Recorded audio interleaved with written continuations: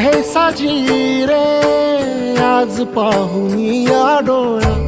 जन्म अवघाची झाला सुखाचा सोहळा घेऊन कृपाळू तर कटेवारी चैतन्य सावळे उभे विटेवारी आज माहेरासी आलो आम्ही आनंदेना आलो निघता निघेना पाय माया सांग करू काय नको लोटू दूर लवलाही आई मौली विठाई पंढरीच आई गोडी तुझ्या नामाची जराही अमृताही नाही माऊली विठा